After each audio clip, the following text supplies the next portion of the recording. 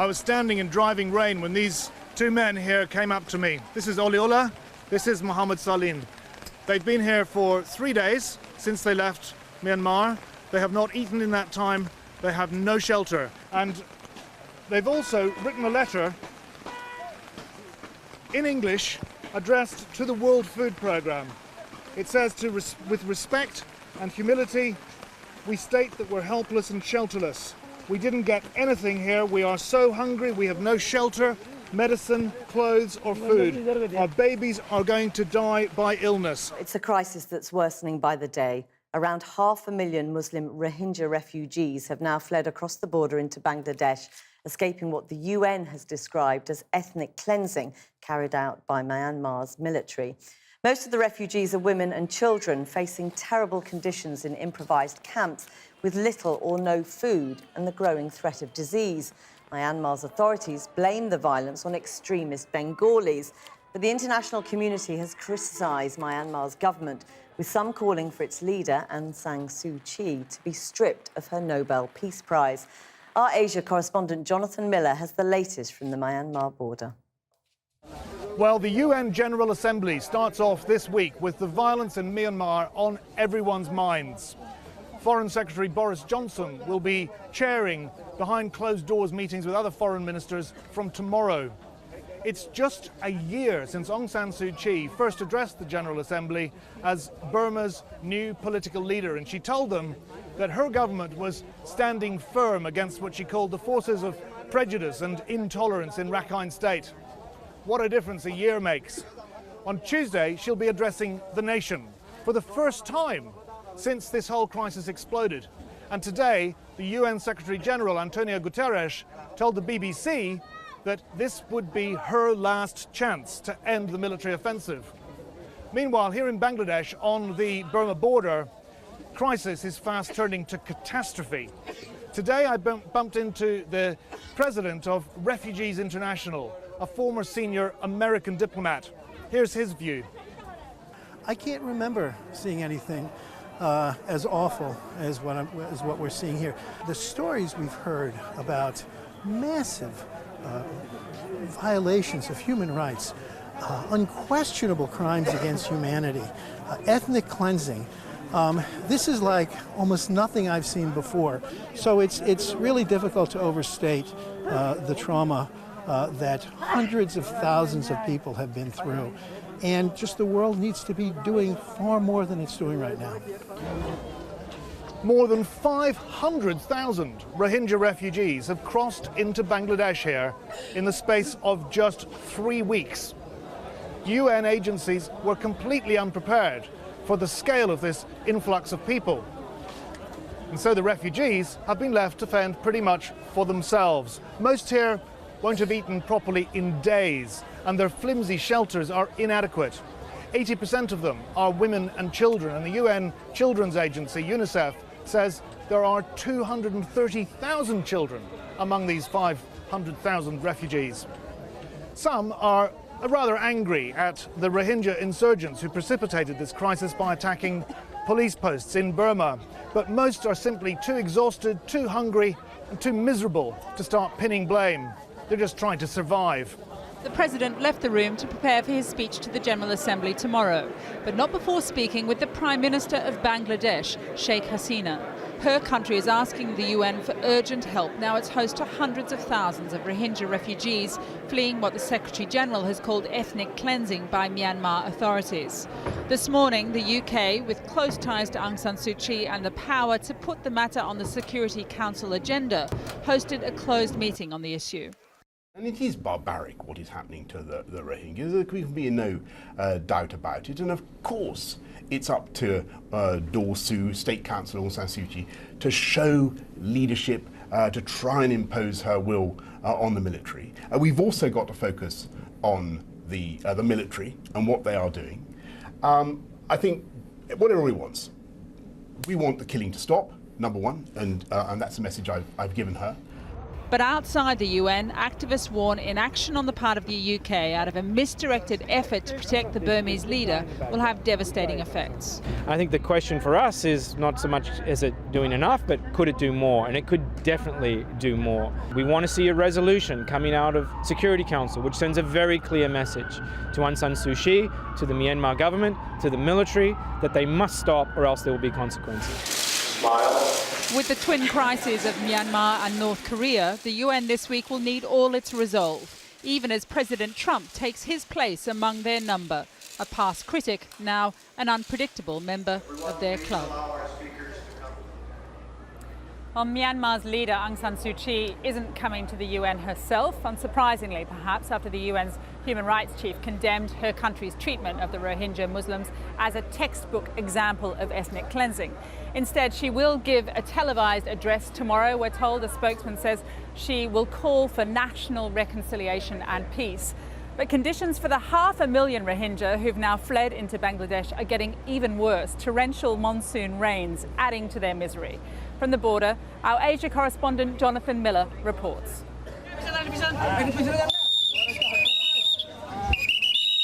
The two shiny UN land cruisers blocked the entire road, the only road into the biggest new refugee metropolis on the planet. And you wonder why aid's not getting in. If you actually set out to site refugee camps in the worst possible place, it would be hard to match this. Where we are now is the main feeding station for Kotapalong makeshift camp, where a lot of the new arrivals have turned up. And if anything illustrates the sheer congestion and chaos of this operation, this is it. So many, so fast. 500,000 Rohingya have fled into Bangladesh in 3 weeks, running from the Myanmar military blitzkrieg in Rakhine. The UN and the Bangladesh government now have a plan. Build a city bigger than Liverpool in 2 months flat, while feeding all its inhabitants at the same time, and with only one cluttered B road for access. The nearest airport, with a runway long enough to take the big cargo planes, is 100 miles away. Our needs at the moment are enormous. We need more resources coming in from abroad and from Bangladesh. We need logistics, we need roads to access the site where these people are going to be housed, for at least in the short term. We need more NGO partners on the ground to actually distribute the aid that comes in. You need pretty much everything. We need pretty much everything, yes. The new refugees' needs eclipse everything. The weather can go from scorching sun to monsoon torrential in no time, and violent storms over the weekend added deluge to despondency. I was standing in driving rain when these two men here came up to me. This is Oliola, this is Mohammed Salim. They've been here for 3 days since they left Myanmar. They have not eaten in that time. They have no shelter. And they've also written a letter in English addressed to the World Food Programme. It says, with respect and humility, we state that we're helpless and shelterless. We didn't get anything here. We are so hungry. We have no shelter, medicine, clothes or food. Our babies are going to die by illness. I asked if they'd show me their new neighbourhood, so we set off for the suburbs. You get stopped all the time by desperate, hungry people. This lady, who'd been hiding in the mountains for days, said, "I have nothing to eat, no shelter. What can I do? There is nobody left in this world for me." Multiply that hundreds of thousands fold, and you begin to understand just how bad things are. Ollie and Mohammed marched on. The terrain was now lethal. Uphills and downhills through mud butter. On a hilltop in the outer suburbs, I met Amir Hamza, his wife Asma, and their family. At 92, he hadn't just walked up these slopes, he'd walked in from Burma, and it took him a week. He'd arrived on Saturday, and had not eaten since. I asked how they'd weathered the storm. In chorus, they told me how the ferocious wind had blown their plastic bag roof off in the small hours. They were drenched. Old Amir said they'd shivered all night. It must have been so cold. The tarpaulin blew away and we all had to go and get it this morning. It's so muddy up here, we can't even make a stove and it's too wet to light a fire. Still, it's better to be here than in Burma. At least we are safe. Nobody is coming for us. We have shelter, we can sleep, it's just that we don't have enough food. These stateless outcasts, unwanted, driven out of their homeland and not even granted refugee status here in Bangladesh, are just thankful to have escaped alive. Here, they have freedom from fear. It's almost a laughable irony now that Freedom from Fear was the title of Aung San Suu Kyi's best-known book. Beyond the CBD of Mud City, there's no safe water, no wells, no pumps. When families can eat, pots and pans are scrubbed in filthy ponds next to latrines. This is dangerous. On top of the next hill, we finally reached Oliuddin's new home. There were 30 in his extended family. His mum spoke for all of them. Our children are being taken away without trace by the Burmese military. They set fire to our houses. When we escape, they help themselves to our livestock. We have nothing left. We saw our neighbours being killed and ran into the mountains. My 6 brothers-in-law and my 2 nephews were killed. Our people are being slaughtered in Burma. At least we can sleep in peace over here. Okay, Freedom from fear. The Bangladesh government wants all Rohingya returned to Myanmar, but that's very unlikely to happen anytime soon. They're already terribly homesick. A broken, semi-submerged bamboo bridge connecting the road to the camp, a metaphor for all that is wrong. Far, far more Rohingya have arrived in Bangladesh in the past 3 weeks than the total number of migrants and refugees who fled by sea to Europe in the whole of last year. Tomorrow, Aung San Suu Kyi, the former political prisoner turned Burma's political leader, addresses her nation. Goodness knows what she will say. Well, President Trump's speech did not address the Myanmar crisis that's led to more than 400,000 Rohingya Muslims to flee their homeland. Myanmar's de facto leader, Aung San Suu Kyi, who cancelled her visit to the UN General Assembly, has refused to blame the army for the conflict. But in her first countrywide address on the issue, the Nobel Peace Laureate said that she felt deeply for the suffering of all people in the conflict. She made the address in English.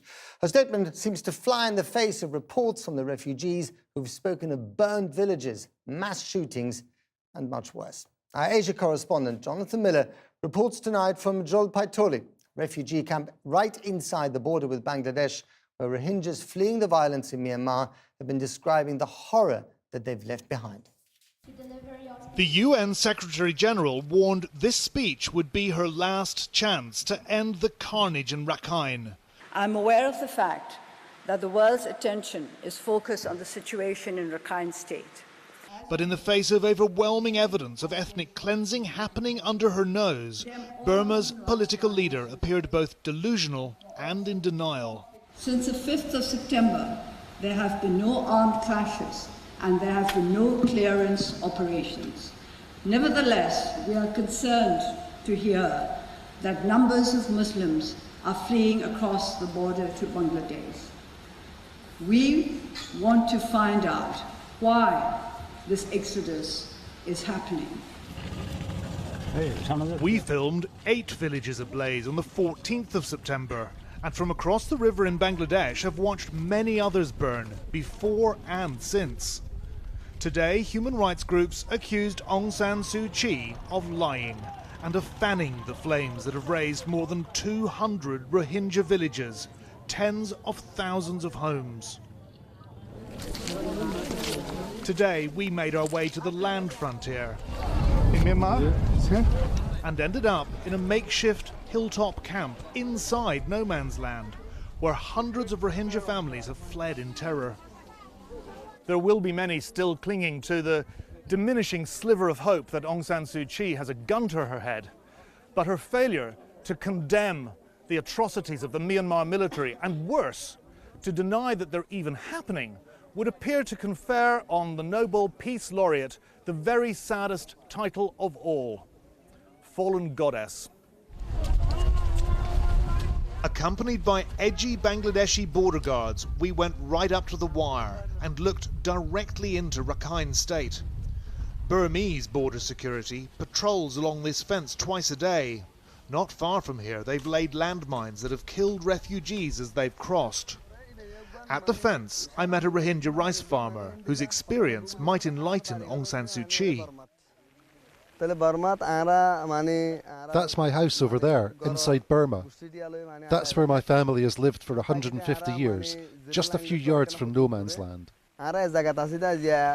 After Eid prayers on Saturday the 2nd of September, Kafayatullah's brother Jarullah and his wife Aisha were in the house with their 3-year-old son when soldiers burst in. Jarullah was shot through the chest and Aisha killed too. The villagers ran with Jarullah's dead body towards the Bangladesh border. A villager can be heard on the phone saying, Kafayatullah's brother's been killed by the military. Suddenly, there's panic. The army's coming, they shout as they run. As they reach the barbed wire, others gather as the horror begins to sink in. Back at the farmhouse, this young man said he'd found the 3-year-old under his dead mother, all covered in blood. As he pulled him out, he realized he had somehow survived. Check the house again, he suddenly shouts. There might be someone else alive in there. There wasn't. Kafayatullah buried Jarullah and Aisha inside Bangladesh after he too had fled with his young orphaned nephew. We had no option but to run into no man's land. It's not just because our rights were being denied, it's because we were being killed. Nearly half of the 500,000 Rohingya who've fled are children, more than 1,300 of whom have been separated from their families. The UN Children's Agency has already set up more than 40 child-friendly areas in camps where they can play, draw, sing, dance and sometimes laugh. Many are deeply affected by the terrible things they have seen. Children's charities say that in the camps they're vulnerable to abuse, trafficking, child labour, child marriage. This boy is 10. Accompanied by a UN child protection officer, we spoke to him about his ordeal. The military came into our village 3 times. They killed people with machetes. When they began to burn our houses, villagers started running in every direction. I just held my little sister's hand and followed a group. Halim has looked everywhere for his mum and dad, but hasn't found them. It was really tough to walk all this way. As I don't have any parents, I'm living with other people. It's not like home though. They're nice, but I don't feel any love. Right now, needs are very basic. Food, water, shelter, health. Mental health problems will fester with time. They've gone through a traumatic episode in terms of their displacement and fleeing of violence, and now they're moving into very difficult conditions here in the camps, and there's a lot of uncertainty about the future.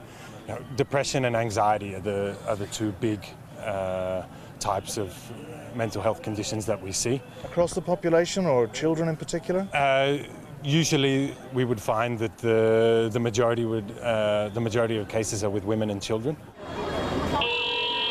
On the day Aung San Suu Kyi buried her head in the sand, we passed the broken bamboo bridge where Rohingya are drowning in a sea of sorrows. This has been the biggest and fastest movement of refugees across any frontier since the Rwandan genocide. 23 years on, Is the United Nations competent to hold the perpetrators of the Rakhine atrocities to account? Or will they get away with murder in this dawning age of impunity? Jonathan Miller there. Now, I'm joined now from New York by Mona Khalil, an international lawyer with extensive experience in UN peace and security efforts, and by the former Tory MP and then head of humanitarian affairs and emergency relief at the UN, Sir Stephen O'Brien from Cheshire. Welcome to you both. Let me start with you, Sir Stephen. You heard Jonathan Miller's report there. I mean, are they getting away with murder, the Burmese military? Are they getting away with impunity? Are we once again witnessing something that every time when it happens, we say never, ever again? I think you're absolutely right that there is a clear evidence here of 417,000 people, mainly women and children, crossing a border. You don't do that unless there's a reason for you to flee and flee for your life. And for so many men who have not been able to keep with them, therefore they must be suffering, if not killed, and for over 200 of those villages to be set ablaze. But notably, houses which belong to non-Muslims have not been set alight. So we can see the continuing discrimination, we can see the military activity, the facts speak for themselves. And of course it was disappointing that the first state's councillor, Aung San Suu Kyi, chose not to make it clear that every citizen should have equal rights under the law, and for her to use her moral authority and leadership that would expect at least everybody to be included, whereas the military do need to be held to account, and I think that's what now needs to be done. And I visited Myanmar myself last year. I went to Rakhine State, I went to Sitwe, I saw the enclave where the Muslims are suffering, and this is something where the United Nations, where we've spoken up very loudly, we are reaching people for humanitarian needs, but in terms of the opportunity to hold people to account, that I think is where a lot more needs to happen. Okay, Mona Khalil, let me turn to you. I mean, not only are they not being held to account, but Aung San Suu Kyi, a Nobel Peace Laureate who was celebrated by the UN until recently, hasn't even bothered to show up and explain herself. I mean, where does that leave the credibility of the organization in the building behind you? Well, first and foremost, I think we have to recognize that the Rohingya community itself has shown more compassion for Aung San Suu Kyi than she has shown them. They have thus far held up the theory that she is under duress, that she has limited power to constrain her military. But time and time again, she has failed the faith of the Rohingya people, and she has betrayed the promises she has made in seeking to lead and represent her government. There is no under duress anymore. She has the support of Nobel laureates, she has the support of the Security Council, she has the support of most, if not all, of the superpowers. There is no excuse for continuing to deny and continuing to mischaracterize the atrocities being committed in her name. Right. So, Stephen O'Brien, let me turn to you about Donald Trump. And here we have the President of the United States literally walking around the block from his old home in Trump Tower and shredding the very principles on which the UN is based, the principles of international solidarity and agreement, in front of the General Assembly's eyes. Is this a low point for the organization? Well, I think that it's very clear that we have seen some amelioration in his words from the very strong rhetoric in the campaign. But even so, that it is a great worry that the tenets of multilateralism, which have served us well for the 72 years that the United Nations has sought to be the highest body for diplomacy and for negotiation, and above all, what we now know to be the case, which is that with 142 million people in need of humanitarian aid as we speak, $23 billion required to service that, it's because most of that, 90% or so, is out of conflict, man-made conflict, unresolved and not prevented. And so it's multilateralism through diplomacy that is so vital. And so, yes, I do listen to the rhetoric, but at the same time, I note that, and this is very much in tune with my own experience as heading a department at the United Nations and having put through a very radical reform and cost-cutting agenda, not easy, it did require a lot of leadership, and that I think is something where he can make common cause with the new Secretary General who's called for reform, and where we need to see the management of the UN made more efficient so we can actually devote more of the resources to the prevention and resolution of conflict, which is driving so much of the world's problems. Right. Mona Khalil, before he spoke, before Trump spoke, the UN General Secretary said that he wanted to hear reasonable and kind of logical language about the state of diplomacy around the world. And then what he heard was this speech given by Donald Trump. To what extent is there any point to the United Nations anymore when Donald Trump, the leader of the world's most powerful nation, is giving a campaign speech, especially about countries like North Korea and Iran?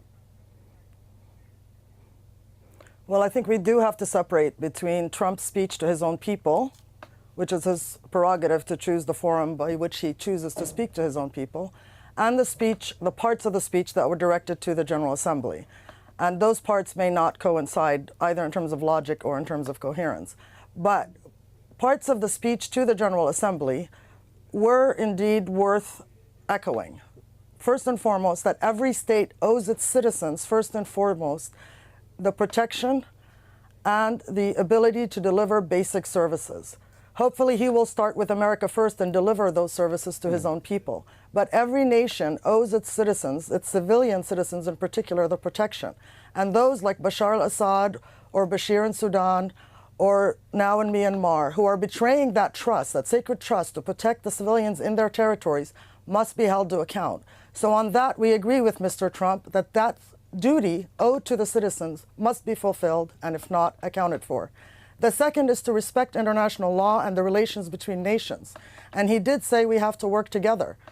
But in calling for the shredding of the agreement with Iran, he asked Iran to respect that very agreement. It's been described by the UN as ethnic cleansing. More than 500,000 Rohingya Muslims have been forced to flee Burma for Bangladesh, fearing for their lives at the hands of Burma's Buddhist majority. Now Channel 4 News has obtained new footage from the jungle on the border between the two countries. It shows hundreds, possibly thousands more, still making the desperate journey to safety. Ed Harker reports. They wade carefully through streams and over rocks, carrying their children and what little possessions they have with them. This footage was shot by refugees inside Rakhine province of Myanmar yesterday. It shows Rohingya people in flight and in fear for their lives, still scrambling for the Bangladeshi border. In the past month, 500,000 Rohingya have fled by boat or on foot after hundreds of their villages were burned. The Burmese military claim they are not responsible for the recent clearances, but are fighting terrorism after attacks on police by Rohingya insurgents in late August. But these images show a view across to Burma from Bangladesh just 10 days ago, and there have been more fires since then. The military has even blamed the fires on Rohingya insurgents rooting out informants, but the refugees say they're being purged by Myanmar. In southern Bangladesh yesterday, the UN High Commissioner described a people attacked. Parents killed, families divided, wounds inflicted, rapes perpetrated on women. There's a lot of terrible violence that has occurred, and it will take a long time for people to heal their wounds. The fear is that wounds are still being inflicted, and so the flight from Rakhine continues.